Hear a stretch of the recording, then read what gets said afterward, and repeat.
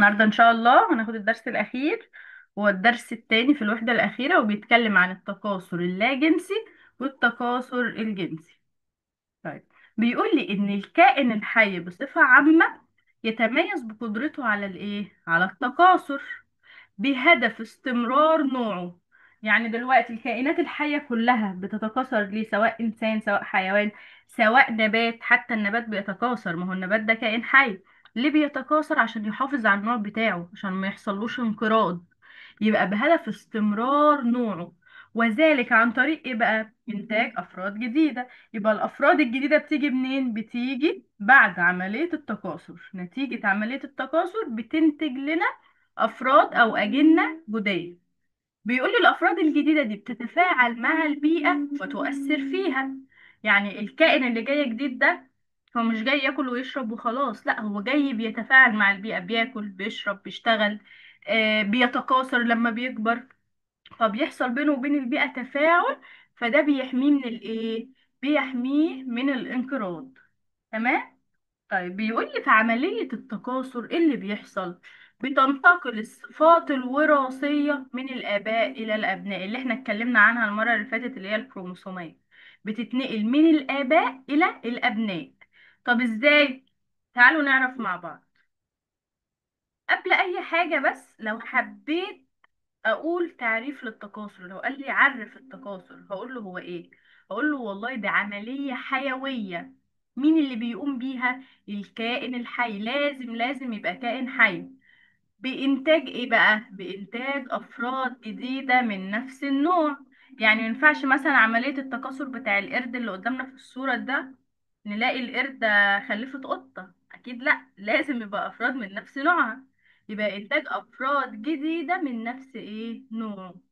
طيب ايه الهدف؟ يعني ليه بيعمل ده كله؟ بيقول لي مما يضمن استمراره وحمايته من الانقراض، علشان يستمر وان هو يحمي نفسه من الانقراض. يبقى عملية التكاثر عملية حيوية يقوم فيها الكائن الحي بإنتاج بإنتاج أفراد جديدة من نفس نوعه. لو في أي حاجة صعبة لحد كده قول. ماشي. بيقول لي الكائنات الحية بتتكاثر في كام نوع؟ في نوعين. عندنا نوعين من التكاثر. أول نوع عندنا اسمه التكاثر اللاجنسي أو اللا تزاوجي، وعندنا تكاثر جنسي أو التكاثر التزاوجي. طب يا مس، إيه التكاثر اللاجنسي ده؟ تعالى ناخد التكاثر اللاجنسي الأول، أو اللا تزاوجي، سواء قال لي الكلمة دي أو دي، الاتنين نفس المعنى. بيقول لي تحدث عملية التكاثر اللاجنسي فين؟ في جميع الكائنات الحية. لو قلت جميع الكائنات الحية وسكت تبقى غلط. أنهي كائنات بالظبط؟ وحيدة الخلية.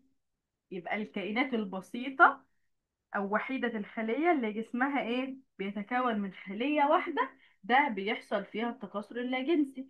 طب زي ايه وحيدة الخلية؟ بيقول لي زي الأميبا، زي البكتيريا، زي فطر الخميرة أو فطر عفن الخبز. تمام. طيب، يبقى دول التلاتة دول كائنات وحيدة الخلية.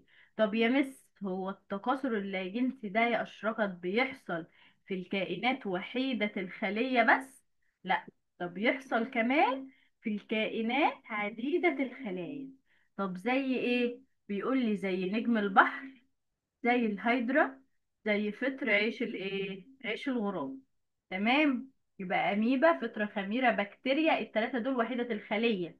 طب عديدة الخلايا؟ هو مش كل عديد الخلايا، لا، هو جايب لي 3 انواع بس: نجم البحر وفطر عش الغراب والهيدرا.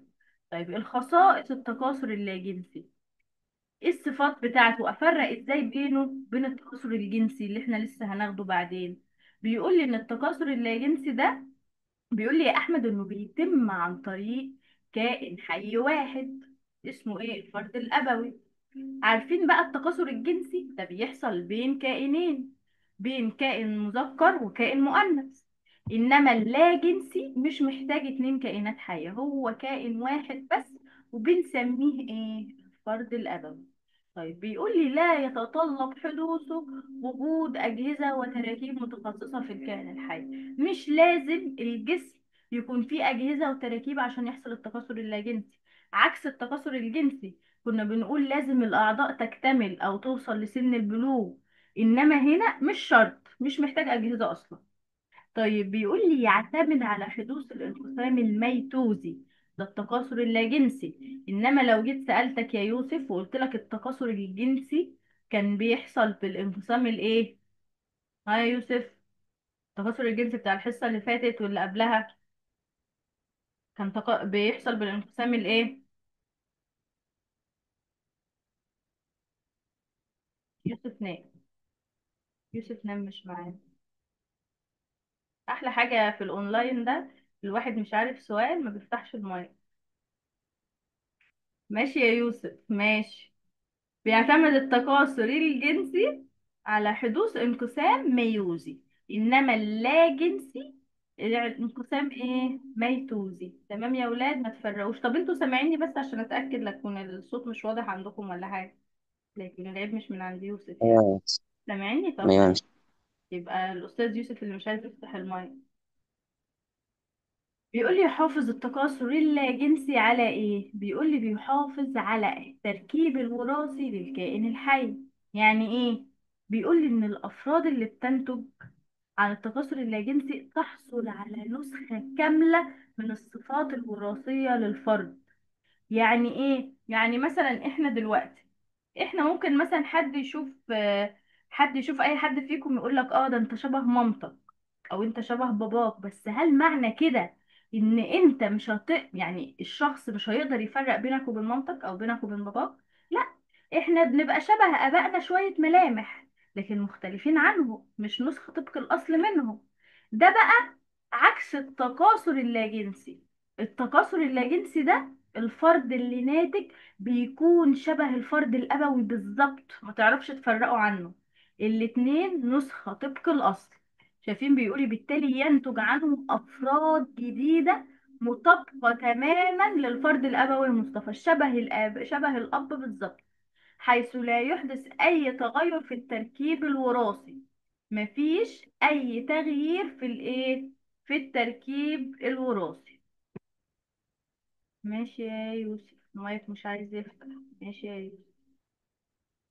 حيث لا يحدث أي تغير في التركيب الوراثي يؤدي لاختلاف النسل الناتج عن الفرد الأبوي. يعني مفيش أي تغيير، هو نفس التركيب الوراثي اللي في الفرد الأبوي اتنقل للابن، فالاتنين بقوا شبه بعض ما تعرفوش تفرقوه. يبقى ده برضو من صفات التكاثر اللاجنسي.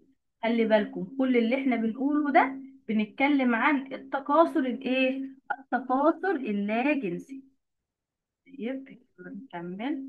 بعد كده بيقول لي طب لما اجي اعرف التكاثر اللاجنسي ممكن اعرفه اقول ايه يا اشرفت؟ بيقول لي هو عملية حيوية. مين اللي بيقوم بيها؟ كم فرد؟ هو فرد واحد يا مس.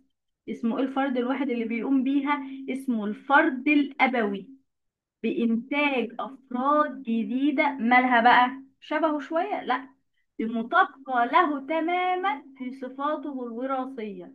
يبقى التكاثر اللاجنسي عملية حيوية يقوم فيها الفرد الأبوي بإنتاج إيه؟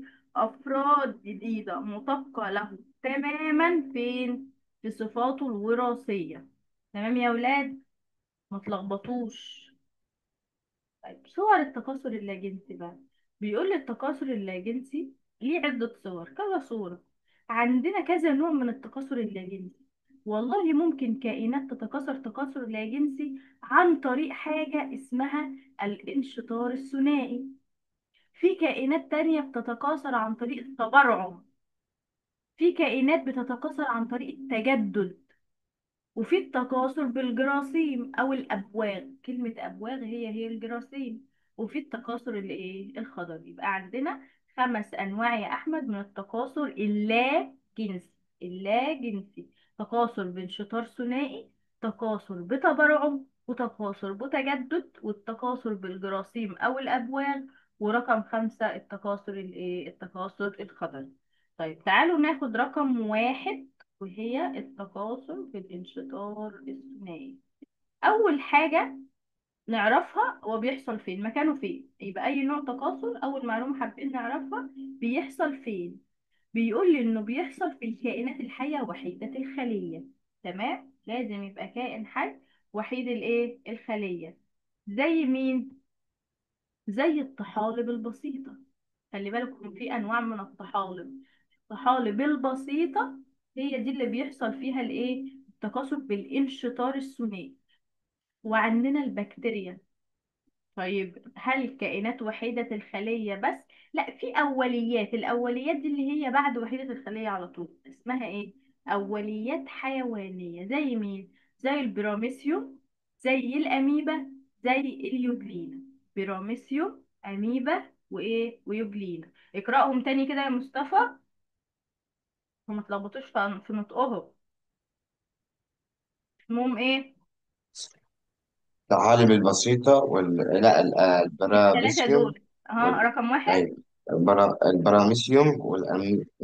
والأميبا أيوة. رقم ثلاثة. واليوبلين. اليوجلينا. ما تلخبطوش فيهم.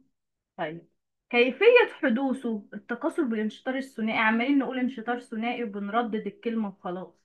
طب احنا عايزين نعرف يعني ايه اصلا انشطار ثنائي، بيحصل ازاي التكاثر ده. بيقول لي يا اشرت انه يتم الانشطار الثنائي في الكائنات الحية كالتالي. رقم واحد، النواة اللي جوه الخلية بتنقسم. مش احنا قلنا فيها كائنات وحيدة الخلية؟ طيب، النواة بقى لما بتبقى جوه خلية أصلا، ايه اللي بيحصل لها؟ بتنقسم. يبقى نواة صغيرة جوه الخلية انقسمت. بعد كده تنشطر الخلية التي تمثل الكائن الحي إلى خليتين. يعني هي خلية اهي وجواها نواة. النواة لما اتقسمت وطلع نصها بعيد، راحت الخلية اتقسمت معاها وبقت خليتين. تمام. بيقول لي ليصبح كل منهما فرد جديد مطابق تماما للفرد الأبوي. الاتنين اللي طلعوا شبه الفرد الأبوي بالملي. يبقى ده التكاثر بالإيه؟ بالانشطار الثنائي. وتعالوا نشوف أكتر علشان إيه نعرف. ده عندنا البكتيريا. البكتيريا طبعا، وده هيبقى 2N. دي المادة الوراثية بتاعتها كام؟ 2N. طيب بنقول بيحصل ايه؟ بيحصل تضاعف. تضاعف المادة الوراثية. اتقسمت لاتنين، تضاعفت. الخلية بقت اتنين، او المادة الوراثية بقت اتنين، بيحصل تضاعف. فاكرين كان في مرحلة الطور الايه؟ كان في الطور البيني بيحصل تضاعف قبل عملية الايه، الانقسام. طب حصل تضاعف للمادة الوراثية داخل الخلية. بعد كده بيقول لي تنخسر الخلية إلى خليتين منفصلين. يبقى بعد ما حصل لها تضاعف اتقسمت لخليتين. ادي الخلية رقم واحد، وادي الخلية رقم اتنين. تمام، بس لسه لازقين في بعض. الخلية الأولى والخلية التانية لازقين في بعض. هيحصل لهم حاجة اسمها ايه يا أشرقت؟ انشطار أو تنشطر. يعني ايه تنشطر؟ يعني يبتعدوا بقى عن بعض. شايفين كل خلية بعدت عن التانية. يبقى تنشطر الخلية الخليتين متماثلين. لو بصيتوا لدي وبصيتوا لدي ما تعرفوش تطلعوا أي فرق بينهم. الاتنين شبه بعض بالملي. بيقول لي مطابقة تماما للفرد الأبوي اللي هو مين؟ اللي هو اللي فوق. مطابقة تماما للفرد الأبوي. تمام. الفرد الأبوي اللي هو اللي فوق ده أهو. يبقى في حاجة صعبة في الانشطار الثنائي. يبقى رقم واحد بيحصل ايه؟ تضاعف للخلية أو تضاعف للمادة الوراثية اللي جوه الخلية، اللي هي بنضاعف عدد الكروموسومات يعني. يبقى تضاعف للمادة الوراثية. بعد كده تنخسر. تنخسر لجزئين منفصلين. وبعد كده بتنشطر خالص. تمام. يا أحمد تعرف تقولهم لي تاني يا أحمد؟ الانشطار الثنائي في البكتيريا رقم واحد اللي بيحصل.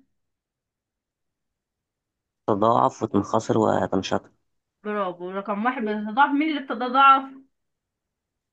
المادة الوراثية. برافو، المادة الوراثية اللي جوه الخلية. بعد طبعا. كده بتنخسر الخلية الخليتين ايه؟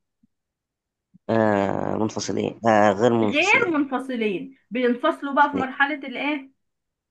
الانشطار. الانشطار. برافو عليك. تنفصل الخلية الخليتين متماثلين. تمام. بيقول لي مما سبق يمكن تعريف التكاثر بالانشطار الثنائي.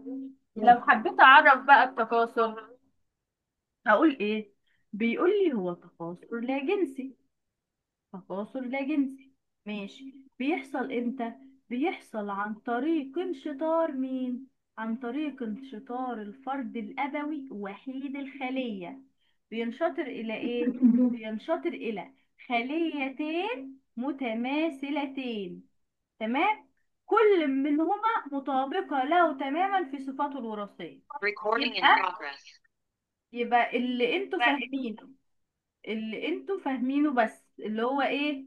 تكاثر لا جنسي يتم عن طريق انشطار الفرد الأبوي إلى ايه؟ إلى فردين ايه؟ متماثلين. تمام. كل منهما مطابق لمين؟ للفرد الأبوي في الصفات الوراثية. يا أشركة، بتعرفي تقولي التكاثر بالانشطار الثنائي تاني؟ يا أشركت، يا أشركت،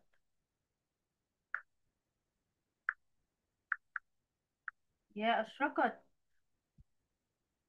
أيوة.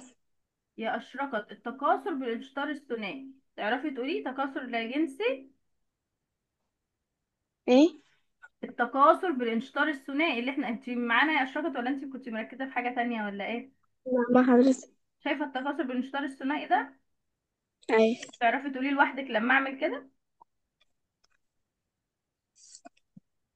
امم تكاثر لاكنسي يتم عن طريق انشطار الفرد خلية. الأبوي اللي هي الخلية. ماشي، برافو، أي حاجة. ماشي، إلى كام؟ إلى كام؟ خليتين متماثلتين طيب كل منهم ماله مطابق لمين؟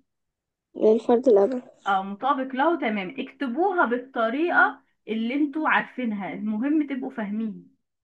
طيب بيقول لي علل يختفي الفرد الأبوي الذي يتكاثر بالانشطار الثنائي. يعني عارفين الرسمة اللي احنا قلناها بتاع البكتيريا دي؟ أول ما الفردين دول اللي تحت دول بيظهروا، أبوهم اللي فوق ده بيختفي، ما بيبقاش موجود أصلا.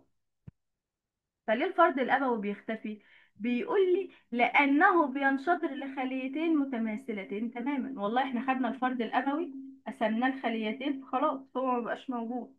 تمام. يبقى لأنه ينشطر إلى خليتين متماثلتين ايه؟ تمام. طيب يلا نكمل.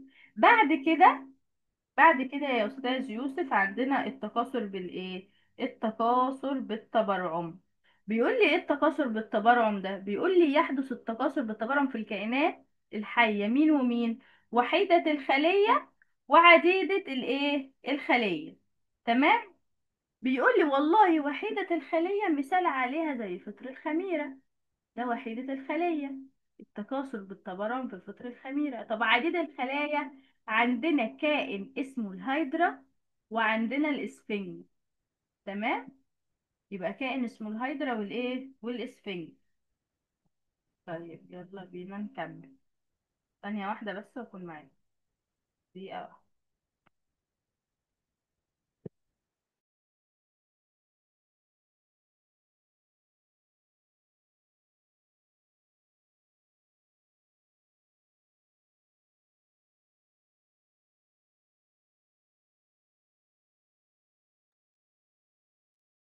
يلا نكمل. عندنا بقى التكاثر بالتبرعم في الفطر الخميرة. تعالوا نعرف زي ايه. اهو. يتكاثر فطر الخميرة كالتالي. شايفين يا ولاد اول صورة دي يا مصطفى؟ ده فطر الخميرة اهو. بيتكون من ايه؟ والله بيتكون زي ما اي خلية بتتكون. السودة اللي جوه دي اشرقت اسمها نواة. تمام. اللي في النص دي الفتحة اللي شبه الكحكة دي اسمها ايه؟ اسمها فجوة. طيب السائل اللي بتسبح فيه العضيات بتاع الخلية ده اسمه سيتوبلازم. طب الغشاء اللي من بره بقى، الكفر اللي من بره اللي بيحمي الخلية ده اسمه غشاء بلازما. تمام. خلية اهي، لا بيها ولا عليها. تعالوا نبص بقى للخلية رقم 2. بصوا الخلية بقى شكلها عامل ازاي. لو تلاحظوا خرج لها حتة كده من فوق شبه ولا بلاش، ده برعم. ده اسمه ايه؟ برعم. يبقى الجزء اللي خرج ده البرعم. طيب بعد البرعم بيقول لي ده البرعم خرج وكمان ما سكتش على كده، يعني هو فاضي اهو. بصوا بقى من هنا. بيقول لي تنقسم النواة. شايفين النواة بتاع الخلية دي؟ بتنقسم لاتنين اهو. جه نواة البرعم كمان. يبقى تنقسم ميتوزيا لنواتين، تبقى إحداهما في الخلية الأم اللي هي دي، وتهاجر الأخرى للبرعم، راحت للبرعم. يبقى النواة انقسمت لاتنين، جزء منها فضل مع الخلية الكبيرة اللي هي الخلية الأم أو الفرد الأبوي، وجزء منها راح للبرعم. طب بعد ما البرعم جاله نواة هيعمل ايه؟ بيقول لي ان البرعم بيفضل ينمو، يعني البرعم الصغير ده بيفضل ينمو تدريجيا، بيفضل يكبر. تمام. بيقول لي ويبقى متصلا بالأم لحد امتى يا ولاد؟ لحد ما النمو بتاعه يكتمل، خلاص وصل لحجم معين، فالنمو بتاعه ايه؟ اكتمل. طب بعد ما نموه اكتمل خلاص هو مش محتاج للخلية الأم، فهينفصل عنها، هينفصل عنها وهيبقى لوحده كده على جنب، ويصبح فطر جديد. خلاص بقى كائن حي جديد بقى اسمه فطر. بيقول لي يستمر متصلا بها ويتكاثر بنفس الطريقة مكونا مستعمرة. يبقى على حسب مزاج. يبقى فيه فطر ممكن أول ما يلاقي نفسه كبر يقول لا خلاص أنا هنفصل عن الخلية الأم، وفي فترة كده ايه ابن مامته شوية مش عايز يسيب مامته، هيفضل مع مامته ويفضل يتكاثر يتكاثر ويكون برعم جديد ويكون برعم جديد ويكون لحد ما تبقى مستعمرة كبيرة، برضو لازقة في مين؟ لازقة في الأم. تمام يا ولاد؟ عرفتوا الطريقين اللي ممكن البرعم يختارهم؟ تعالوا نعيدها تاني. يبقى التكاثر بالتبرع زي فطر الخميرة. رقم واحد، الخلية سليمة زي ما هي ما فيهاش أي حاجة، متكونة من 3 حاجات، من 4 قصدي، نواة، فجوة، سيتوبلازم، وغشاء ايه؟ بلازمي. بعد كده يا مصطفى الخلية لا بيها ولا عليها يطلع لها برعم صغير. طيب بعد ما طلع لها البرعم الصغنون ده ايه اللي هيحصل؟ بيقول لي ان النواة بقى اللي جوه دي مش هتسكت، ما لقيت برعم بقى خرج، هتعمل ايه؟ هتنقسم نصين، نص يفضل في الخلية الأم ونص يهاجر للبرعم. طيب بعد كده يا أحمد بيقول لي والله بعد ما البرعم الصغنون ده يكون ليه نواة، تمام، هيبقى قدامه طريقين. هو أول حاجة هيفضل لازق في مامته لحد ما يكبر. طب بعد ما يكبر هيختار، لا إما ينفصل عن الأم فيكون فطر جديد، لا اما يفضل لازق في الام ويقعد يكون في براعم براعم براعم كتيره ويبقى اسمها مستعمره. تمام كده؟ تعرف تقولهم لي يا مصطفى؟ يا مصطفى، نايس. يا مصطفى، تكاثر فطر الخميره قلنا بتتكسر بالايه؟ بالبراءة. بالتبرعم. برافو. رقم واحد يا مصطفى، شايف الخليه اللي قدامك دي؟ اه. دي الخليه بتاع فطر الخميره، ايه اللي هيحصل لها؟ هيخرج منها ايوه. ايه؟ برع. برعم، بروز جانبي، حاجة بارزة كده جانبية اسمها برعم. ماشي. رقم 2، تنقسم النواة إلى اه جزئين. النواة اللي هي الحتة اللي في البرع في الخلية اللي لونها اسود دي هتنقسم لإيه؟ ميوزي ولا ميتوزي الأول؟ ميتوزي. ماشي. هيتوز. ميتوزي هتنقسم. طيب يبقى هتنقسم لاتنين، واحدة هتبقى فين وواحدة تبقى فين؟ واحدة تبقى في البرعم وواحدة تبقى في عند النواة. عند واحدة في الأم. الخلية الأم. تمام. طب بعد أيوة. البرعم ما هيجيله النواة ايه اللي هيحصل له؟ هينقسم لا ويكون. ثواني، هيبتدي الأول إيه؟ ينمو ويكبر. أيوة. طب بعد ما النمو بتاعه يكتمل هيبقى قدامه ينقسم. اختيارين، لا إيه لا إيه؟ ينقسم يا يتم يبني مستعمرة أو. لا إما ينفصل، اسمها ينفصل بعيدا عن أو الأم ويبقى فرد جديد، لا إما يفضل مع الأم وبس يبدأ إيه؟ يكون إيه زي أنت ما قلت؟ مستعمرة. مستعمر. برافو عليك. ماشي. أنت عيان يا مصطفى ولا إيه؟ نامس. لك عيان، لا إما كنت نايم وصحيناك وإحنا بنسألك السؤال. لا لا. ماشي يا مصطفى. طيب الاستنتاج بقى، كل اللي احنا قلناه ده نستنتج ايه؟ نستنتج ان يتكاثر فطر الخميرة بالتبرع. طيب بيقول لي مما سبق يمكن تعريف التكاثر بالتبرع وتعريف البرعم. بيقول لي التكاثر بالتبرعم يا يوسف هو ايه؟ تكاثر لا جنسي يتم عن طريق مين؟ البراعم، من اسمه تكاثر بتبرعم يبقى بيتم عن طريق البراعم. البراعم النامية من الفرد الأبوي، البراعم اللي بتخرج من الجنب كده بتاع الفرد الأبوي. طب يا أشرقت لو جينا نعرف البرعم نفسه، ايه هو البرعم؟ بيقول لي ده تركيب ينشأ كبروز جانبي شبه الدم كده. تركيب ينشأ كبروز جانبي في الخلية الأم. مين اللي بتروح له بعد ما بيظهر في الخلية الأم؟ بيقول لي تهاجر إليه إحدى النواتين، مش النواة انقسمت لاتنين، ففي إحدى النواتين دي هتهاجر إليه. تمام. النواتين اللي جايين منين؟ جايين من انقسام ميتوزي أو الانقسام الميتوزي للنواة. يبقى ده تعريف التكاثر بالتبرع، وده تعريف الايه البرعم. لو في حاجة صعبة قوله، لو في حاجة صعبة قوله ونعيد. طيب يبقى احنا خدنا التكاثر بالتبرع، وخدنا ايه تاني؟ رقم واحد كان ايه؟ الانشطار الثنائي، يبقى انشطار ثنائي وتبرع. رقم ثلاثة بقى عندنا هو التكاثر بالتجدد. التكاثر بالايه؟ بالتجدد، اللي هو بيحصل في نجم البحر اللي قدامنا ده. بيقول لي يحدث في بعض الكائنات عديدة الخلايا، كائنات عديدة الخلايا. زي مين؟ زي نجم البحر. طيب بيقول لي كيفية حدوثه. بيقول لي أول حاجة بيتم عن طريق نمو أحد الأجزاء المفقودة من الكائن الحي، والتي تحتوي على جزء من القرص الوسطي، وهنفهم دلوقتي، بواسطة الانقسام الميتوزي مكونا كائن كامل. يعني دلوقتي ده نجم البحر اهو. تمام. رحت أنا، هو متكون من كام ذراع؟ واحد، اتنين، تلاتة، أربعة، خمسة، في 5 أذرع. رحت أنا قطعت ذراع منه، خدت حتة منه. بس وأنا بقطع الحتة دي منه، شايفين الجزء المدور اللي جوه ده؟ ده اسمه قرص وسطي. لو أنا يا يوسف قطعت ذراع منه بس لحد هنا مثلا، يعني ما خدتش حتة معايا من الكرسي الوسطي، خلاص الذراع ده هيتحلل ومش هينمو. انما انا بقى لو جه مصطفى يقطع جزء فراح قاطع وواخد حتة معاه من الكرسي الوسطي، هو بيقطعه، فعايزه اقولك ان الذراع ده هينمو وهيكون نجم بحر جديد. ركزوا تاني، بنقول يا أشرقت نجم البحر اللي بيتكون من كذا ذراع ده، لو أنا خدت ذراع من الأذرع دي، خدت من اول هنا، خدت الحته دي بس، الحته دي يا مس ما فيهاش كورس وسطي، فالحته دي خلاص دي باظت، هتتحلل وتموت خلاص وتترمي. انما لو جت اشرقت قطعت حته وواخده معاها كورس وسطي، حته من الكورس الوسطي اللي هو ده، فالزراع ده بعد فتره هينمو وهيكون نجم بحر جديد. مفهوم يا ولاد؟ مفهوم يا يوسف؟ لو في حد مش فاهم يقول.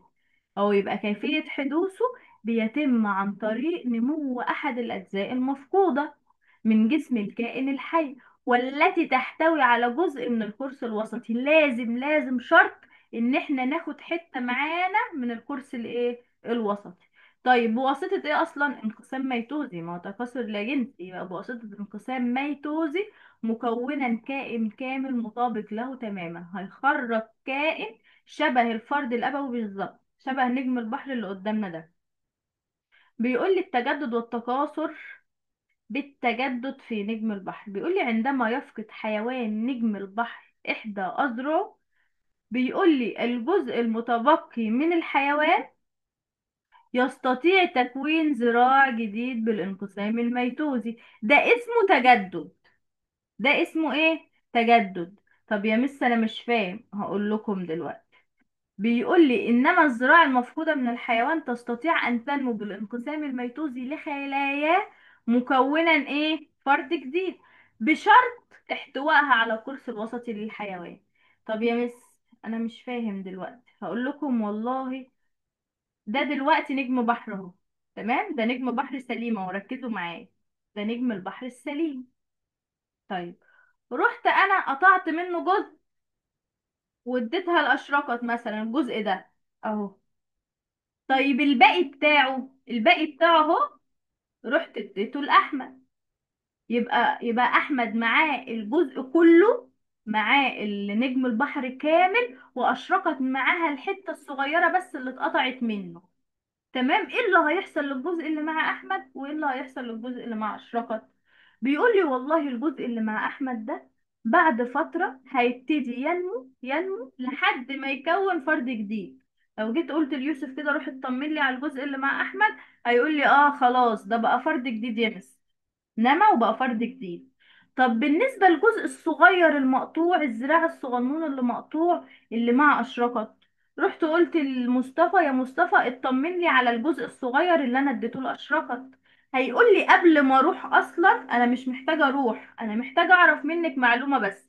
هل الجزء اللي مع أشرقت ده يا مس جواه حتة من القرص الوسطي ولا مش جواه؟ هقول لك اه ده انا قطعاه وقطع معاه حتة من القرص الوسطي. هيقول لي بس خلاص انا لما اروح هلاقيه اتنمى لفرد جديد. فالجزء الصغير ابتدى ينمو لحد برضو ما كون ايه، ما كون فرد جديد. تمام. يبقى الجزء الصغير اللي كان مع أشرقة، الذراع الصغنن اللي كبر ونمى فرد جديد، ده اسمه ايه؟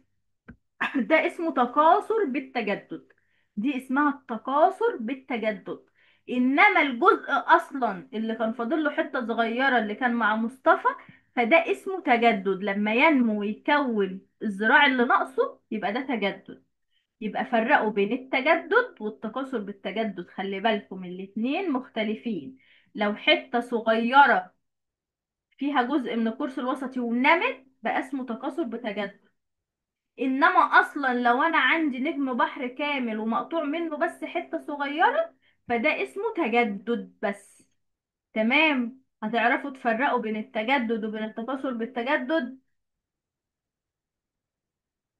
ايوه تمام كده. بس. طيب يبقى ايه هو التجدد؟ بيقول لي ان التجدد ده قدرة بعض الكائنات الحية على تعويض الأجزاء المفقودة منها. يبقى كائن حي كامل مقطوع منه حتة صغيرة هيقدر يعوضها. إنما التكاثر بالتجدد ده الحتة الصغيرة الغلبانة اللي أنا قطعتها هي دي اللي هتكبر من أول وجديد. يبقى قدرة الجزء المفقود من بعض الكائنات الحية يا يوسف على إيه؟ على النمو، مكونا كائن كامل مطابق تماما للفرد الأبوي. لو في حاجة صعبة قوله، لو في حاجة يا أشرقة تقولي، اللي مش فاهم حاجة يقول. طيب عندي هنا علل بيقول لي لا يعتبر التجدد في جميع الحالات تكاثر. ليه مش اسمه تكاثر؟ بيقول لي لأنه شايف الجزء اللي احنا قلنا كان مع مين فيكم، كان مع مصطفى الجزء ده، هو الجزء ده هو مش بيعمل فرد من اول وجديد، مش بيخلف، مش بيلد فرد جديد. ده يا دوب في حتة مقطوعة منه بيكملها. يبقى ده ملوش علاقة ده بالتكاثر، ده بيعوض جزء اتقطع منه بس مش اكتر، بينمو من اول وجديد، جزء صغير بس بينمو. يبقى بيقولي لأنه قد يحدث بهدف الإيه؟ النمو أو تعويض الخلايا التالفة. هو بس بيحصل علشان يعوض الزراع اللي اتقطع منه، مش بيتكاثر ولا حاجة. علشان كده اسمه إيه؟ اسمه تجدد مش تكاثر بالتجدد. تمام؟ نكمل. طيب بعد كده عندنا التكاثر بالايه، بالجراثيم. التكاثر بالجراثيم. يبقى احنا خدنا انتشار ثنائي، خدنا تبرع، خدنا تجدد. دلوقتي هناخد تكاثر بالايه، بالجراثيم. خلي بالكم لو الزوم قفل بتدخلوا تاني من نفس اللينك. ايه هو التكاثر بالجراثيم؟ بيقول لي يحدث في بعض الكائنات الحية، وهو أكثر شيوعا في مين؟ في كثير من الفطريات. ده بقى مشهور جدا بين أنواع كتير من الفطريات. الفطريات لها أنواع، فالغالبية العظمى من أنواعها بينقسم بالايه او بيتكاثر بالايه، بالجراثيم. زي فطر عفن الخبز، وزي فطر ايه، عيش الغراب زي اللي في الصورة ده. وفطر عفن الخبز اللي هو العيش لو احنا سيبناه فترة بنلاقيه طلع نقط بيضة وخضرة كده عليه، فده اسمه فطر ايه، عفن الخبز. بيحصل في فطريات بس؟ لا، ده بيحصل كمان في بعض الطحالب. في شوية طحالب برضو بيحصل فيها ايه، تكاثر بالجراثيم. طب بيحصل ازاي التكاثر بالجراثيم؟ احنا مش قادرين نتخيل ايه علاقة الجراثيم يا مس يعني بالتكاثر. هقول لكم ان تحمل بعض الكائنات الحية اعضاء خاصة او اكياس. الاكياس دي عارفين زي الكيس اللي بتجيبوا فيه العيش، بس دي اكياس بقى اسمها حافظة جرثومية أو حوافظ جرثومية. معنى كده إن الأكياس جواها إيه؟ الأكياس يمس جواها جراثيم، عشان كده اسمها حوافظ جرثومية تحتوي بداخلها على عدد كبير من الإيه؟ الجراثيم. طب الجراثيم دي لسه بيبي صغيرة، الجراثيم ربنا كرمها وكبرت نضجت وصلت لمرحلة النضج، هتفضل جوه الأكياس؟ لا، دي هتخرج هتنفجر. تمام. فالكيس ده هيتقطع فهتخرج يا مصطفى بره الاكياس، هتنتشر بره الايه؟ الاكياس. بيقول لي اهو عند نضج الجراثيم ايه اللي بيحصل يا يوسف؟ تنفجر هذه الحوافظ وتتناثر الجراثيم الموجودة في الهواء. طيب بتتناثر في الهواء. بيقول لي طب عند سقوط الجراثيم على بيئة مناسبة، يعني خلاص الجراثيم اللي كانت جوه الأكياس خرجت اهي في الهواء. تمام. طيب بعد كده يا مس في جراثيم ناضجة وقعت على الأرض، جراثيم ناضجة وقعت على الأرض اهي. طيب الجراثيم اللي وقعت على الأرض دي هل هتفضل زي ما هي؟ لا، ده بيقول لي هيحصل لها أو هتنمو وهتكبر. طب هتنمو وتكبر عن طريق ايه؟ بيقول لي عن طريق حاجة أو انقسام اسمه الانقسام الايه؟ الميتوزي. يبقى مش هيحصل لها انقسام واحد ولا اتنين، ده هيحصل لها عدة انقسامات ميتوزية. فهتبتدي تنقسم تنقسم تنقسم وإيه وهتكبر وهتنمو. هتنمو إلى إيه؟ إلى كائنات حية كاملة من نفس النوع، على حسب بقى الجراثيم دي جاية من أنهي نوع. والله جاية من طحالب هتبقى طحالب، جاية من فطريات هتبقى فطريات. يبقى ده التكاثر بالإيه؟ التكاثر بالجراثيم في فطر عفن الخبز. تعالوا نشوف بقى اللي احنا قلناه. طبيعة اهو. بيقول لي ايه؟ الجراثيم دي الحوافز اهي، دي الحوافز الجرثومية. حوافز جرثومية جواها ايه؟ جواها جراثيم. طب الجراثيم هتفضل محبوسة لحد امتى؟ لحد ما تنضج. بعد ما نضجت خرجت اهي انتشرت، يبقى أدى إلى انفجار الحافظة. شايفين الحافظة الجرثومية اهي انفجرت، يبقى أدى إلى انفجار الحافظة الجرثومية وتناثر الجراثيم الموجودة بها في الهواء. الجراثيم انتشرت فين؟ في الهواء. طب بعد كده الجراثيم ايه اللي هيحصل لها؟ هتقع على الأرض اهي. يبقى سقوط الجراثيم على بيئة مناسبة لينمو كل منها بالانقسام